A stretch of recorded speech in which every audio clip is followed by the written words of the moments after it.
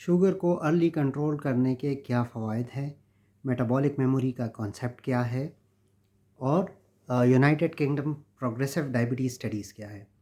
آج ہم ایک لینڈ مارک اسٹڈی کے بارے میں بات کریں گے جو کہ یونائٹڈ کنگڈم میں ہوئی، اور یہ اسٹڈی تقریباً 20 سال پر محیط رہی۔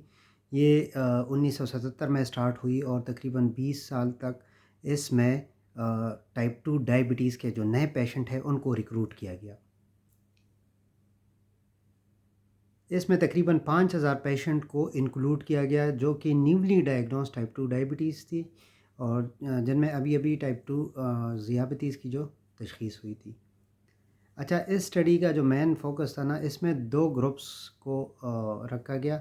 ایک جو تھے وہ ان میں انٹینسو کنٹرول رکھا گیا، اور دوسرے میں تھوڑا کنونشنل کنٹرول گروپ رکھا گیا۔ جو انٹینسو کنٹرول گروپ تھا ان کی ڈائبٹیز اسٹیٹس کو کافی اسٹرکٹ رکھا گیا، اور اس میں پیشنٹ کو انٹینسو تھراپی دی گئی تاکہ ان کا بلڈ شوگر جو ہے وہ کنٹرول رہے۔ دوسرا جو گروپ تھا اس میں بلڈ شوگر کنٹرول کو صرف ڈائٹ پہ رکھا گیا، یا جو ہے کم جو افیکٹو میڈیکیشن ہے ان پہ رکھا گیا۔ پھر 10 سال تک یہ ان پیشنٹ کو دوبارہ فالو اپ ان کا کیا گیا، اور حیرانی کی بات یہ تھی کہ 10 سال بعد ان دونوں گروپس میں جو HbA1c تھا وہ ایکول ہو گیا تھا، لیکن وہ گروپ جن میں ارلی کنٹرول آ گیا، مطلب جنہوں نے شروع کے 5 سال صحیح پرہیز، ڈائٹ اور میڈیکیشن سے اپنے بلڈ شوگر کو کنٹرول کیا، تو ان میں کمپلیکیشن کی رسک جو تھی وہ تقریباً 25% کم تھی۔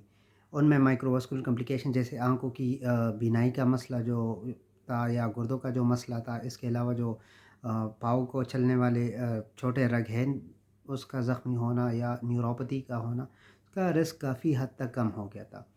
اچھا، اور جو مائکروواسکولر کمپلیکیشن ہے، مطلب دل کے جو امراض ہے، ان میں بھی واضح کمی دیکھی گئی۔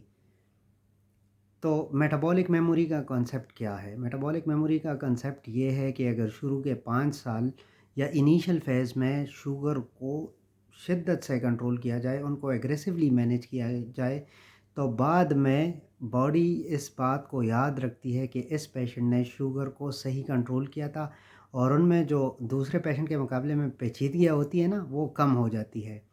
تو اس لیے early strict control of diabetes جو ہے وہ بہت زیادہ امپورٹنٹ ہے، اور میٹابولک میموری کا کنسیپٹ بھی یہی ہے کہ باڈی کو یہ بات یاد رہتی ہے کہ کون سے پیشنٹ نے شروع کے جو چند سال تھے ان میں بلڈ شوگر کو کس طرح رکھا اور کس طرح اس کو کنٹرول کیا۔ تو اس لیے اگر کوئی پیشنٹ ٹائپ 2 ڈائبٹیز ڈائگنوز ہو جائے تو ارلی کنٹرول از دا کی، جن میں کمپلیکیشن کا رسک بھی کم ہو جاتا ہے۔ Thank you.